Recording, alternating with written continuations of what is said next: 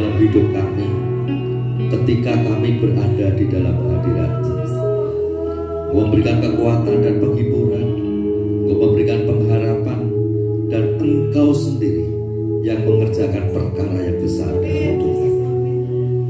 Pagi hari ini kami bersyukur di hadapan-Mu ya Tuhan. Kami ada oleh karena kemurahan-Mu.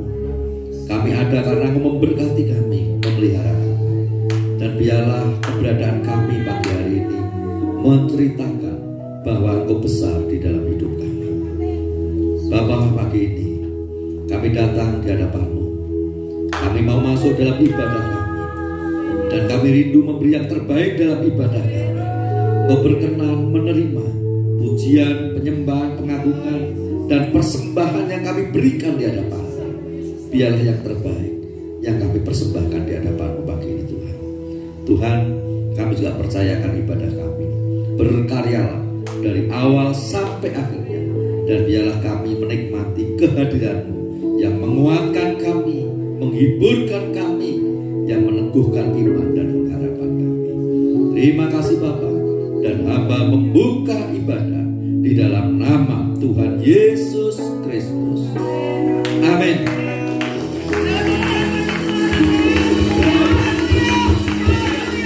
Ya Allah yang sungguh luar biasa. Amin. Walaupun tertutup masker, coba katakan kiri kanan. Yesus luar biasa. Haleluya. Yesus luar biasa. Yesus ajaib. Dia luar biasa bagi kita. Dia segalanya bagi kita. Mari kita naikkan pujian ini bersama-sama.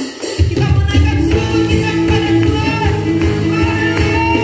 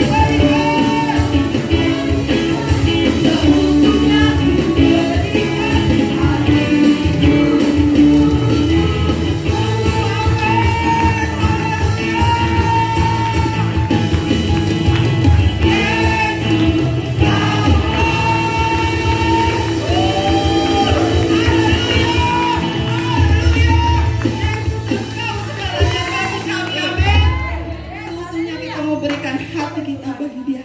Haleluya. Saat ini kita mau dengarkan firman. Biarlah kita mau menjadi tanah yang subur, yang terus diserami oleh firman Tuhan, bertumbuh dan berbuah.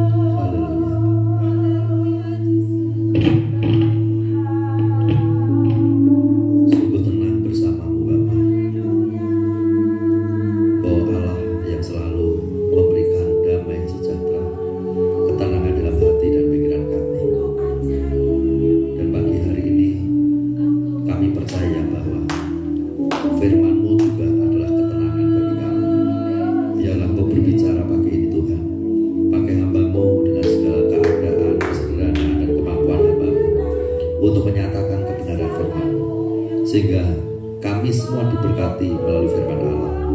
Biarlah firman-Mu mengalir di dalam hidup kami. Kami tempatkan tempat yang terbaik di hati kami, dan kami lakukan dalam hidup kami, sehingga mendatangkan ketenangan bagi kami.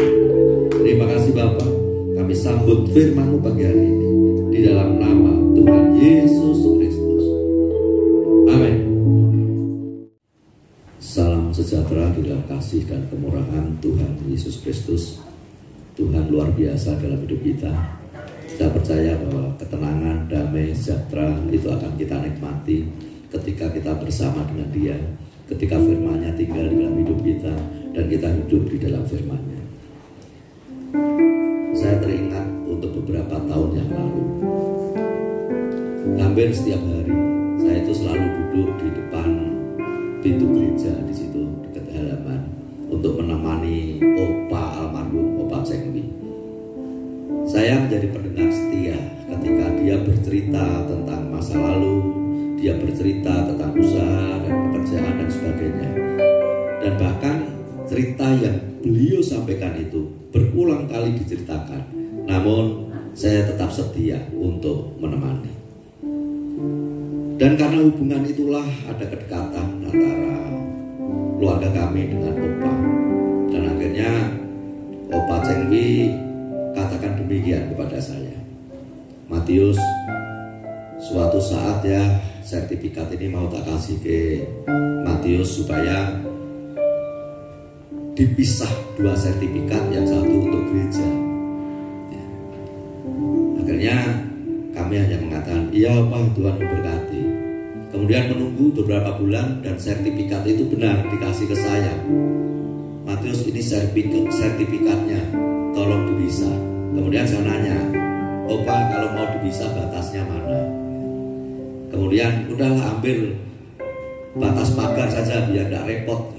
Akhirnya ya kami tentunya berusaha untuk memisah itu.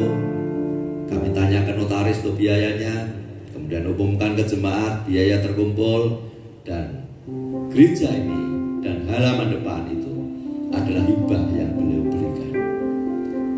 Saya percaya bahwa yang dilakukan oleh beliau adalah bukan hanya perbuatan biasa saja, tetapi semua itu didasari dengan iman, sehingga berani mengambil satu keputusan untuk memberikan hartanya yang nilainya cukup tinggi untuk pekerjaan Tuhan. Karena imannya lah yang mendorong itu. Mungkin Tuhan berbicara secara pribadi kepada Opa, dan akhirnya Opa mengambil keputusan dihibahkan untuk gereja. Kemudian juga beberapa tahun yang lalu, mungkin belum lama lah, setahun lebih sedikit atau sekitar setahun, teman saya cerita ke saya, puji Tuhan kakakku, saya mendapatkan berkat mobil sedan, difoto kemudian dikirim ke saya. Sesuatu yang tidak pernah dipikirkan dia terima. Kemudian beberapa hari yang lalu, teman yang lain hamba Tuhan juga, dia pas ada acara, dia membawa mobilnya yang baru diberi dan mobil sedan bagus juga. Kemudian teman saya ini berbisik, ini adalah berkat dan anugerah. Seorang yang sama sudah memberikan dua mobil untuk dua hamba Tuhan.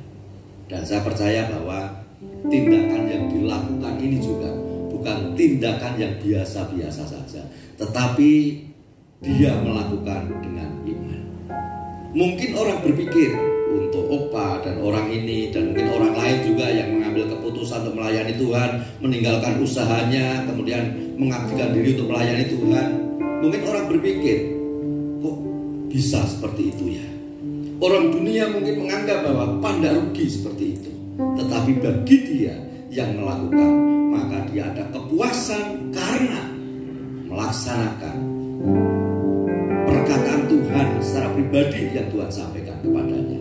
Dan saya yakin bahwa dia akan puas. Apalagi Opa yang sudah pulang ke rumah Bapa, maka dia akan mendapatkan upah sesuai dengan apa yang dikerjakan dan dilakukannya. Dan di kesempatan pagi hari ini, saya akan berbicara karena iman. Kita akan baca dari Ibrani pasal 11 ayat 1 dan Ibrani 11 ayat yang ke-7. Ibrani 11 ayat 1 dan Ibrani 11 ayat yang ke-7. Demikian firman Tuhan. Ibrani 11 ayat 1. Iman adalah dasar dari segala sesuatu yang kita harapkan dan bukti dari segala sesuatu yang tidak kita lihat. Kemudian Ibrani 11 ayat yang ke-7, karena iman maka Nuh dengan petunjuk Allah tentang sesuatu yang belum kelihatan dengan taat mempersiapkan bahtera untuk menyelamatkan keluarganya, dan karena iman itu ia menghukum dunia dan ia ditentukan untuk menerima kebenaran sesuai imannya. Bapak, Ibu, dan saudara-saudari yang kasih Tuhan, iman itu sesuatu yang abstrak. Artinya bahwa iman tidak bisa kita lihat dengan mata kita. Kalau saya mengatakan kepada Bapak Ibu, di hadapan Bapak Ibu, saya adalah orang yang beriman. Tetapi Bapak Ibu, saudara-saudari, tidak bisa melihat iman saya. Karena sekali lagi, iman itu abstrak. Namun Bapak Ibu setiap kali bisa mengamati saya. Setiap kali bisa melihat apa yang saya lakukan, apa yang saya kerjakan. Mungkin juga ketika kita bersama, Bapak Ibu bisa mendengarkan apa yang saya katakan. Dan rupanya dari sikap perilaku setiap hari itulah maka iman itu nampak. Jadi iman itu akan dibuktikan dengan perbuatan setiap hari. Orang yang selalu berbicara tentang iman belum tentu beriman. Orang yang berbicara terus tentang firman Tuhan belum tentu mereka juga beriman. Tetapi mereka yang hidup di dalam iman, perbuatannya nyata, sekalipun tidak berbicara tentang iman, orang akan melihat bahwa mereka adalah orang yang beriman sebab perbuatan yang dilakukan. Saat pagi hari ini juga kita melihat seorang Nuh yang luar biasa. Dia adalah salah satu orang beriman. Dia percaya kepada Allah, dia mengasihi Allah, dia hidup saleh di hadapan Allah. Dan Nuh ini melakukan sesuatu sesuai dengan iman dan apa yang dipercaya. Apa yang dilakukan Nuh? Yang pertama, saya melihat karena iman Nuh mentaati Allah. Sebelumnya saya mengajak membaca dulu dalam Kejadian. Saya akan bacakan Kejadian pasal yang ke-6 ayat 14 sampai 17 supaya kita lebih jelas di situ apa yang dilakukan Nuh.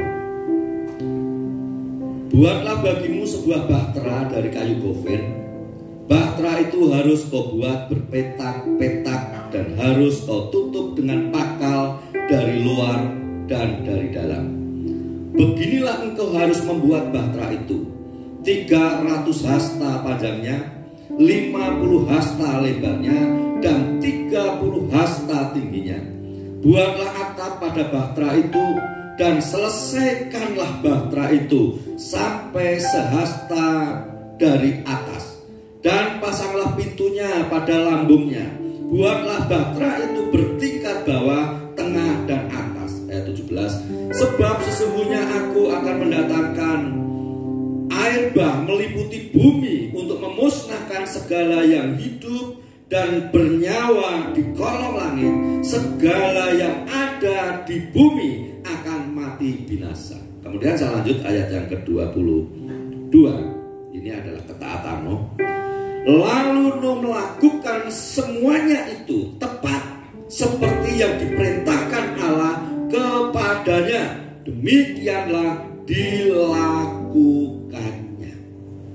Bapak, Ibu, dan saudara yang kasih dalam Tuhan, kalau di ayat yang ke-14 kita melihat satu perintah, buatlah bagimu sebuah bahtera.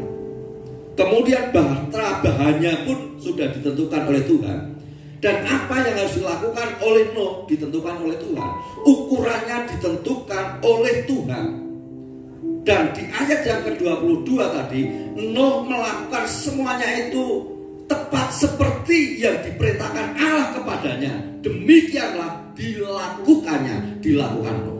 Yang berarti bahwa Nuh mendengarkan apa yang dikatakan Allah. Dengan sungguh-sungguh Nuh mendengarkan apa yang dikatakan Allah. Nuh juga mendengarkan apa yang diperintahkan Allah. Sehingga Nuh bisa melakukan apa yang dikatakan dan diperintahkan Allah persis seperti apa yang dikehendaki Allah, yaitu membuat bahtera dengan bahan yang ditentukan Allah, ukuran yang sudah ditentukan Allah dan bentuknya yang sudah ditentukan Allah, dan Nuh hanya mengerjakan saja sesuai dengan apa yang diperintahkan Allah.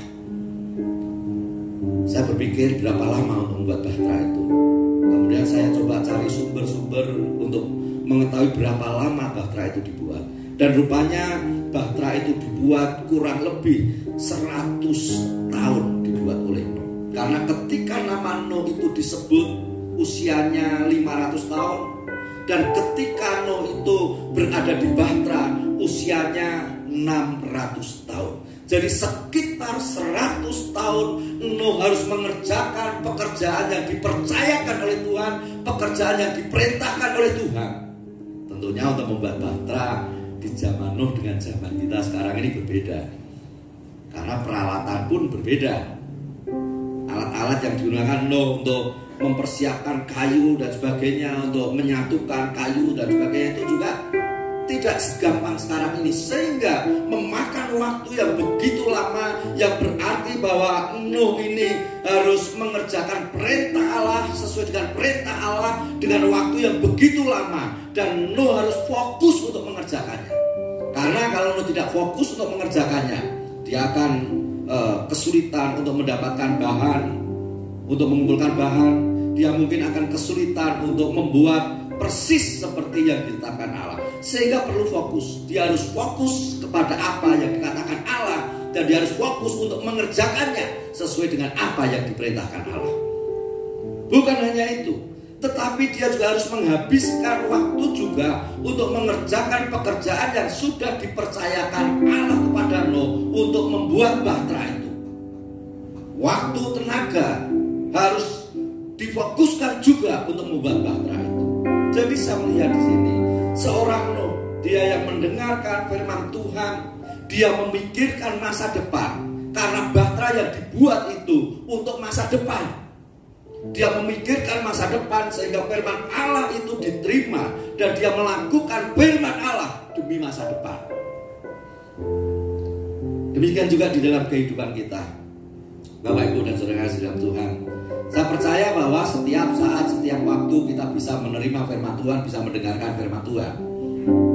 Bahkan zaman sekarang ini dengan kecanggihan teknologi yang ada, Bapak Ibu bisa membuka YouTube dan bisa memilih pengkhotbah yang hebat dan luar biasa.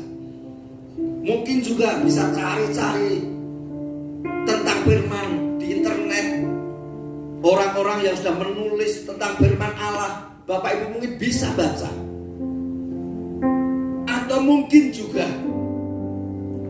Bapak Ibu bisa mendengarkan televisi, radio. Ya, saya rasa itu sudah ketinggalan karena lebih canggih ketika kita membawa HP. Yang saya maksud bahwa kapan saja kita bisa mendengar, kita bisa mendapatkan firman itu. Tetapi yang menjadi pertanyaan, apakah kita mau hidup di dalam firman? Apakah kita mau melakukan firman untuk kehidupan kita ke depan? Atau sebatas mendengarkan firman untuk kepuasan diri kita sendiri? Kalau untuk kepuasan diri sendiri, ketika mendengarkan firman sesuai dengan keinginan, katakan amin. Apalagi berbicara tentang berkat, aminnya keras. Lalu bagaimana kalau Allah memerintahkan sesuatu dari firman itu? Apakah kita bisa mengaminkan dan mau mengerjakan seperti yang dikehendaki Allah? Banyak orang ketika mendengarkan firman, mereka pilih-pilih firman mana yang harus dilakukan. Ketika membaca firman, mereka akan memilih firman mana yang cocok untuk dikerjakan. Padahal Allah ingin setiap firman Allah yang disampaikan Allah, yang kita terima, kebenaran yang datang dari Allah itu kita lakukan di dalam kehidupan kita. Bukan hanya untuk masa sekarang, tetapi juga untuk masa yang akan datang. Ketika Nuh membuat bahtera saat itu, bukan untuk saat itu, tetapi saat yang akan datang. Dan bahkan selama 100 tahun dia mempersiapkan bahtera dengan waktu yang cukup panjang untuk masa depan. Dan dia rela melakukan firman Allah dengan sungguh-sungguh. Barangkali Bapak, Ibu, Saudara-saudari menerima firman Tuhan dari orang lain, sahabat, rekan yang memberikan nasihat firman Tuhan.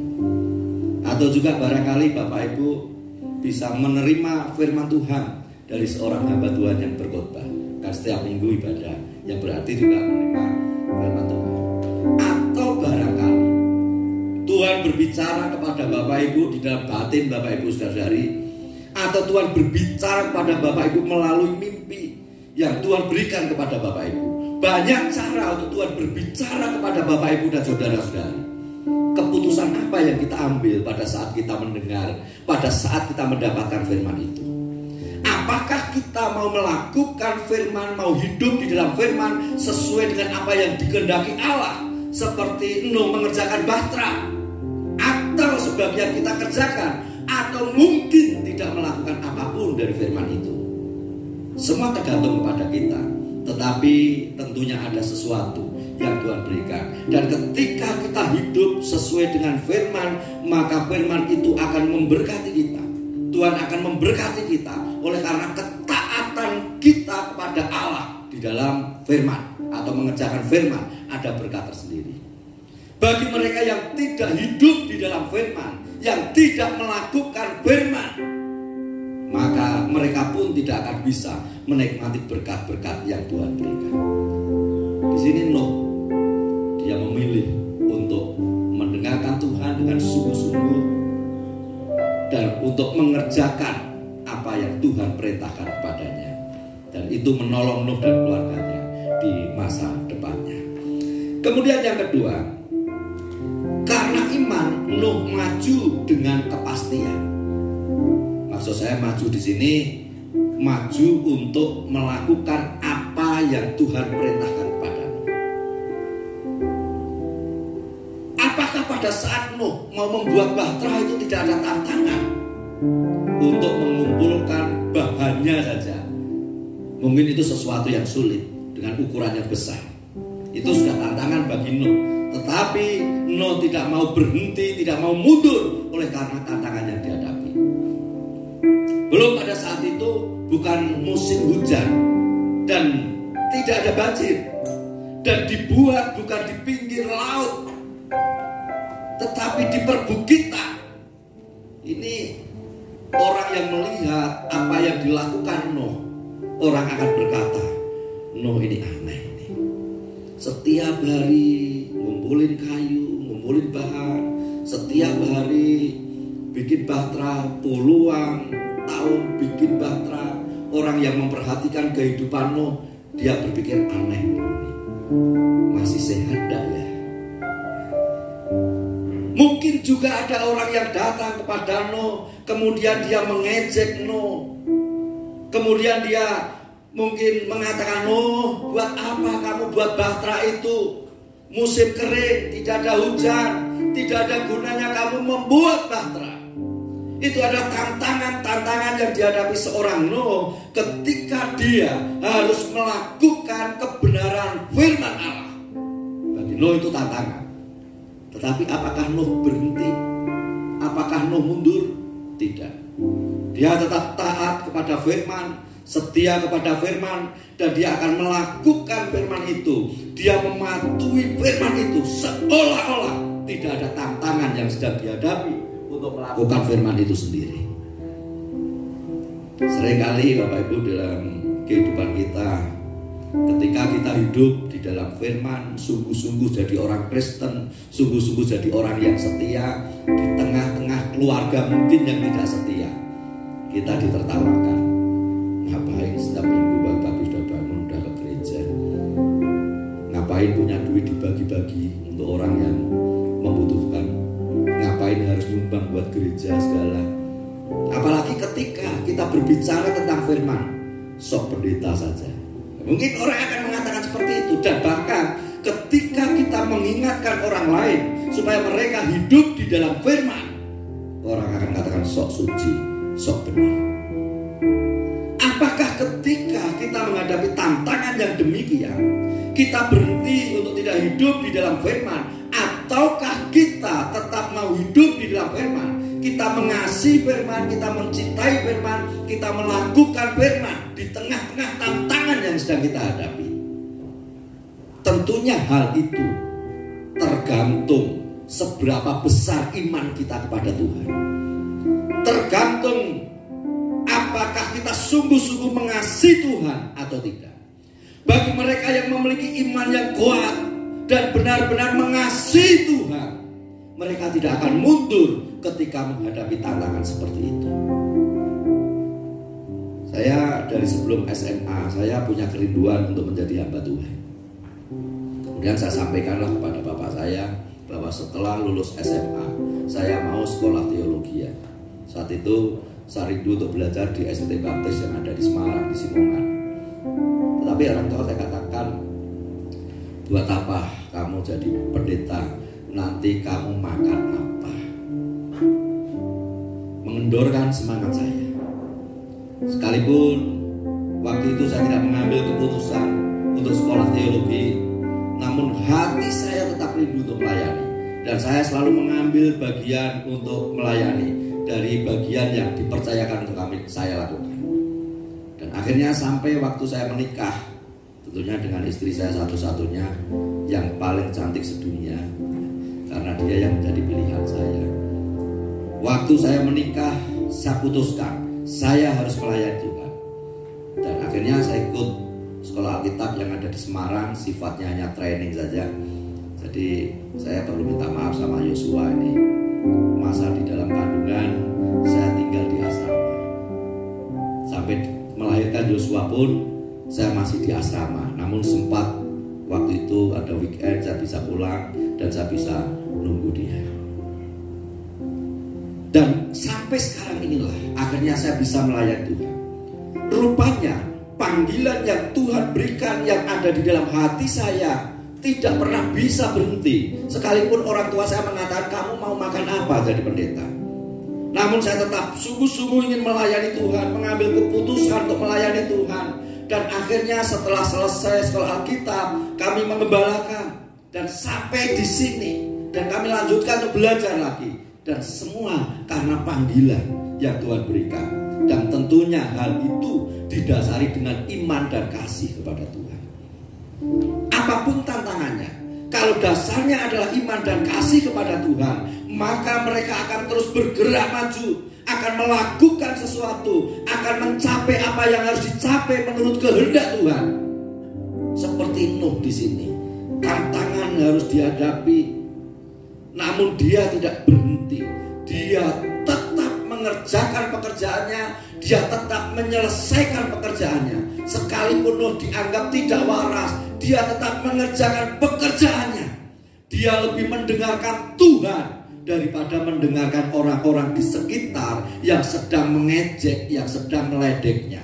Dia tetap mendengarkan suara Tuhan dan dia tidak mau tahu suara orang lain yang berusaha untuk menghambat, menghalang-halangi ketika dia harus melakukan tugas yang Tuhan percayakan kepadanya. Kalau kita bisa mengambil keputusan seperti Nuh, ini luar biasa. Tidak peduli dengan apa yang di sekitar kita, yang menyurutkan iman kita, yang berusaha untuk membawa kita ini jauh dari Tuhan. Tidak peduli, tetapi kita akan tetap mendengarkan firman Tuhan. Kita tetap berpegang kepada firman Tuhan dan kita akan melakukan firman Tuhan. Maka saya percaya bahwa Bapak, Ibu, Saudara-saudari bisa dipakai Tuhan untuk menyelesaikan pekerjaan yang dipercayakan Tuhan kepada Bapak, Ibu, dan Saudara-saudari. Kita ini punya bagian-bagian yang harus kita kerjakan. Amin. Di dalam gereja pun ada bagian-bagian yang harus dikerjakan. Karena masing-masing kita punya karunia yang berbeda, punya talenta yang berbeda. Dan masing-masing mungkin kita juga punya panggilan yang berbeda. Dan terlebih masing-masing kita punya kepercayaan dari Tuhan yang berbeda untuk kita kerjakan, untuk kita lakukan. Namun mari kita mengerjakan itu dengan sungguh-sungguh. Jadi fokus kita adalah kepada Tuhan karena kita mau hidup di dalam firman-Nya.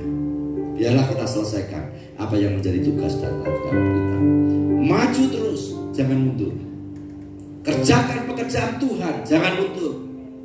Apalagi masa seperti sekarang ini, kita sedang berada dalam kesulitan, berarti tidak berhenti untuk melayani. Bukan alasan untuk berhenti untuk tidak mengerjakan firman Tuhan, tetapi tetap melakukan firman Tuhan. Dan tentunya Tuhan itulah yang akan memberikan perhatian secara khusus kepada Bapak Ibu saudara-saudari dan keluarga Bapak Ibu serta saudara-saudari. Kemudian yang ketiga, karena iman Nuh tetap dalam kebenaran. Nuh adalah orang pertama dalam Alkitab yang disebut sebagai dikaios. Dikaios ini yang berarti benar dan tidak bercela di dalam Kejadian 6 ayat yang ke-9. Artinya bahwa Nuh ini adalah seorang pribadi yang berkenan di hadapan Tuhan oleh karena hidupnya tidak bercela di hadapan Tuhan. Karena Nuh hidup di dalam kesalehan. Dan kesalehan Nuh itu dilakukan di mana dia hidup mentaati perintah dan firman yang Tuhan sampaikan kepadanya. Nuh tidak melanggar firman Tuhan, tetapi dia melakukan firman Tuhan dan menepati firman Tuhan. Kalau orang lain tuli terhadap firman Tuhan, tetapi Nuh mau mendengarkan firman Tuhan. Kalau orang lain mentertawakan firman Tuhan, tetapi Nuh menghormati firman Tuhan. Nuh ini sungguh-sungguh hidup di dalam firman, dan firman itu dijadikan sebagai pedoman di dalam kehidupannya. Karena standar kebenaran yang sesungguhnya adalah firman Allah. Memang banyak kebenaran. Setiap orang mungkin punya kebenarannya sendiri. Nenek moyang kita mungkin punya kebenarannya sendiri. Tetapi saya ingin katakan bahwa kebenaran kita, kebenaran yang diwariskan oleh nenek moyang kita, belum tentu benar menurut firman Tuhan. Standar kebenaran yang sesungguhnya adalah firman Tuhan. Dan firman Tuhan inilah yang akan membuat setiap orang bisa hidup di dalam kebenaran. Kalau tidak ada firman, kita akan hidup di dalam kebenaran kita masing-masing yang belum tentu benar di hadapan Tuhan. Dan mungkin Bapak Ibu saudara saat ini masih punya kebenaran masing-masing dan kekeh tetap dilakukan sekalipun itu tidak sesuai dengan firman Tuhan. Mari kita tanggalkan kebenaran kita yang tidak sesuai dengan firman Tuhan, kita ganti dengan firman Tuhan. Biarlah firman Tuhan inilah yang kita kerjakan, kita lakukan, yang menuntun hidup saya dan saudara di dalam kesalehan, sehingga kehidupan kita sebagai orang percaya kita bisa seperti Nuh, yaitu hidup saleh. Nuh hidup di tengah-tengah orang yang bejat, manusia yang berdosa, manusia yang akan dihukum. Apa tujuan Allah membuat bahtera? Tuhan katakan bahwa bumi ini akan dihukum. Semua makhluk akan dihukum. Orang-orang berdosa akan ditenggelamkan Allah. Akan terjadi banjir besar untuk menghukum orang berdosa. Artinya bahwa Nuh pada waktu itu dia hidup di tengah-tengah orang berdosa. Yang diselamatkan sama yang dihukum kan banyak yang dihukum. Karena yang diselamatkan hanya keluarga Nuh. Tapi seluruh bumi dihukum oleh Allah. Yang berarti Nuh benar-benar tinggal di tengah-tengah orang yang berdosa. Tentunya bagi seorang Nuh sulit sekali untuk bertahan di dalam kebenaran, sementara orang yang ada di sekitarnya adalah orang-orang berdosa. Coba Bapak Ibu, mungkin ada yang punya pengalaman hidup di tengah keluarga besar. Mungkin hanya sendiri saja percaya Tuhan, keluarga besar yang lain belum percaya kepada Tuhan. Ketika Bapak, Ibu atau saudara-saudara kekeh untuk mempertahankan kebenaran firman Tuhan, tentunya sulit. Karena apa? Orang yang ada di sekitarnya adalah orang-orang yang belum percaya. Ada seorang anak Tuhan, dia sendiri mengambil keputusan untuk percaya kepada Tuhan dan mengasihi Tuhan. Dan sampai sekarang ini saya yakin bahwa dia masih tetap percaya kepada Tuhan Yesus. Tetapi dia hanya sendiri di rumah itu. Kakaknya, kemudian adiknya, keponakannya, semua belum percaya kepada Tuhan. Dia harus hidup di dalam kebenaran. Maka ketika dia akan berangkat ibadah, pasti itu juga pergumulan. Ketika harus menyuarakan suara Tuhan, pasti itu pergumulan. Ketika harus hidup di dalam firman di tengah-tengah keluarga yang belum percaya kepada Tuhan, pasti dia juga akan mengalami pergumulan. Namun yang saya perhatikan bahwa orang ini setia kepada Tuhan. Nuh dia berjuang untuk hidup di dalam kebenaran di tengah-tengah orang yang tidak hidup di dalam kebenaran. Nuh kelihatan hidup benar di tengah-tengah orang yang tidak hidup di dalam kebenaran. Namun Nuh mau melakukan semuanya itu. Dia tetap hidup di dalam kebenaran. Dia mengambil keputusan untuk hidup di dalam firman, hidup di dalam kebenaran. Sehingga Tuhan sendiri melihat bahwa Nuh adalah orang yang saleh. Nuh adalah orang yang benar. Dia hidup benar di hadapan Allah. Kita orang percaya adalah garam dan terang bagi dunia ini. Ajaran Tuhan kita berbeda dengan ajaran dunia. Sehingga seringkali ketika kita mau hidup di dalam ajaran itu, kita mendapatkan olokan. Kita mungkin direndahkan, bahkan dihina. Tetapi justru saya melihat bahwa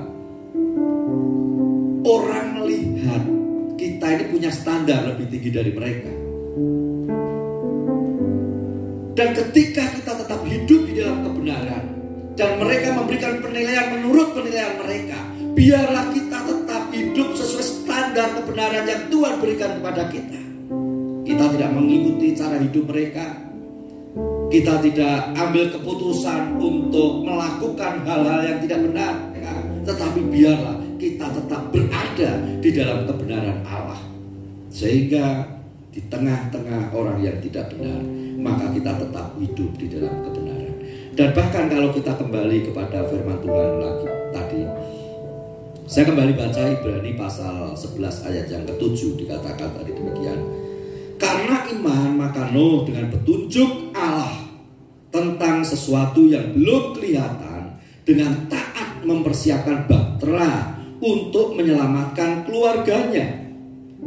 Dan karena iman itu ia menghukum dunia, dan ia ditentukan untuk menerima kebenaran sesuai dengan imannya. Saya tertarik bahwa dengan kesalehan Nuh, dengan kehidupan Nuh yang benar, maka Nuh sudah menghukum dunia. Bapak Ibu dan saudara kasih dalam Tuhan, ketika kita mengatakan sesuatu yang salah, pasti ada perbandingan dengan sesuatu yang benar. Tidak akan ada yang salah kalau tidak ada yang benar. Atau sebaliknya, tidak akan ada yang benar kalau tidak ada yang salah.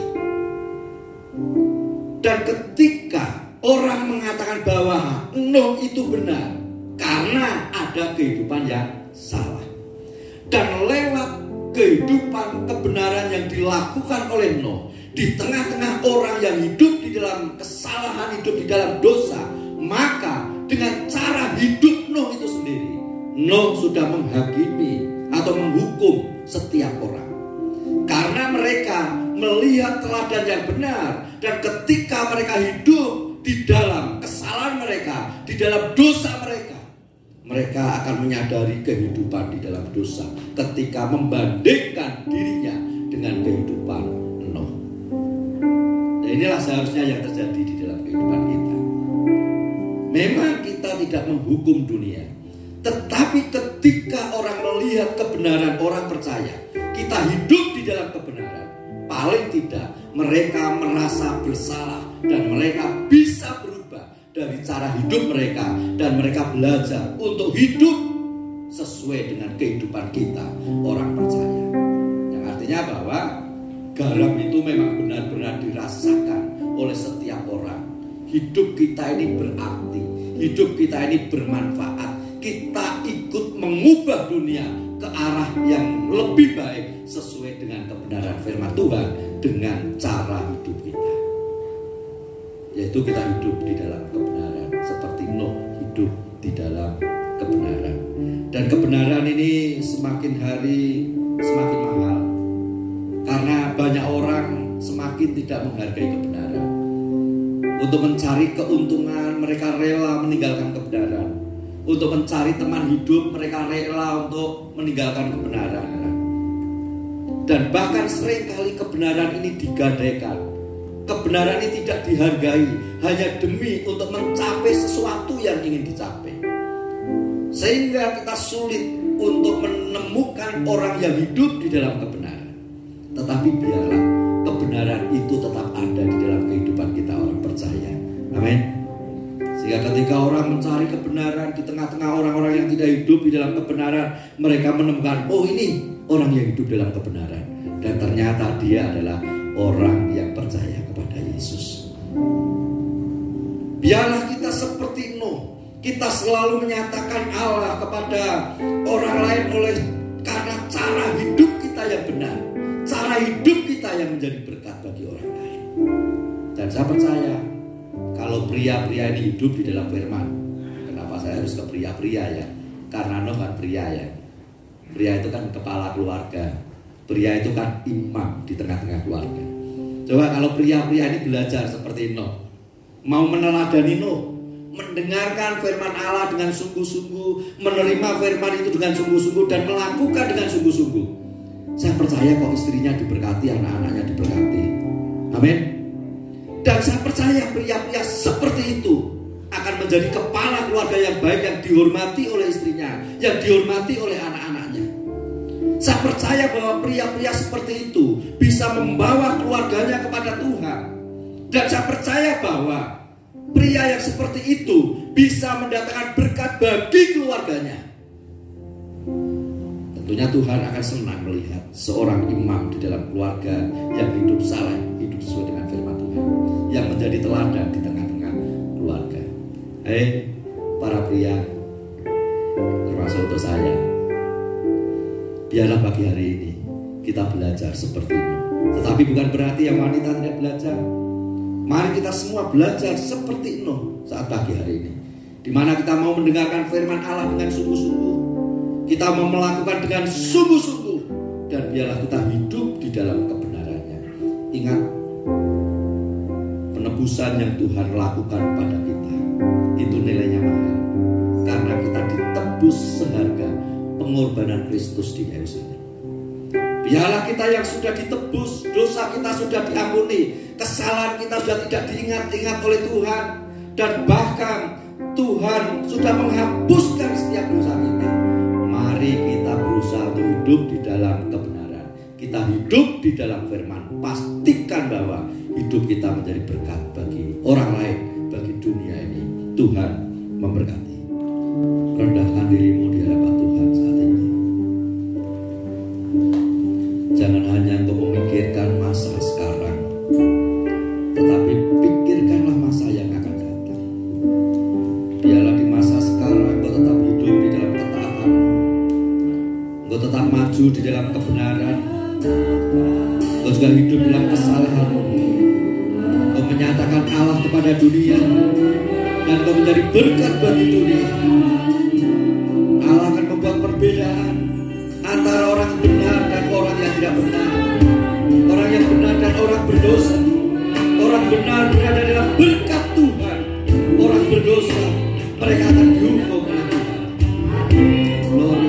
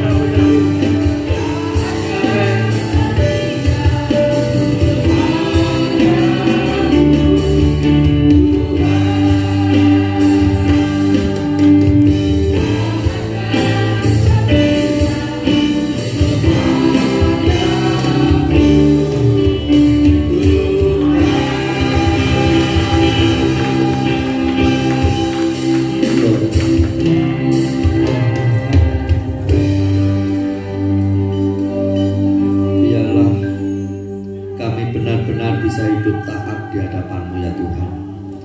Kiranya pujian ini bukan hanya nyanyian yang kami lantunkan di hadapan-Mu, namun biarlah kami hidup di dalamnya. Demikian juga firman-Mu saat ini yang sudah kami terima ya Tuhan. Biarlah firman itu juga tinggal di dalam hati kami, yang selalu mengingatkan, mendorong, dan memampukan kami untuk hidup di dalam ketaatan kami kepada Engkau. Biarlah kami belajar seperti itu, mendengarkan dan menerima firman Tuhan dengan utuh. Kami melakukan dengan sungguh hati, dengan fokus, sehingga kami bisa melakukan setiap firman Tuhan. Dan bahkan di tengah tantangan yang sedang terjadi, biarlah kami tidak mundur, kami tetap maju, hidup di dalam kebenaran, dan hidup kami tetap berkenan di hadapan-Mu. Kami percaya sesuai dengan firman-Mu, bahwa orang yang hidup di dalam kebenaran-Mu akan mendapatkan berkat dan pemeliharaan-Mu, dan Kau jauhkan dari segala bencana yang akan terjadi. Dan orang yang tidak hidup dalam kebenaran, mereka yang selalu hidup di dalam dosa, mereka akan mendapatkan penghukuman daripada-Mu. Biarlah Tuhan, kami bukan hanya memikirkan masa sekarang, namun kami memikirkan masa yang akan datang, sehingga kebenaran yang kami lakukan adalah kebenaran untuk masa depan kami, masa yang akan mendatang, supaya suatu saat kelak ketika kami bersama dengan Engkau, maka kami mendapatkan upah dari segala sesuatu yang kami kerjakan saat ini. Terima kasih buat firman-Mu hari ini Tuhan. Tuhan, kami juga bersyukur buat kasih sayang dan kemurahan yang terus berlimpah.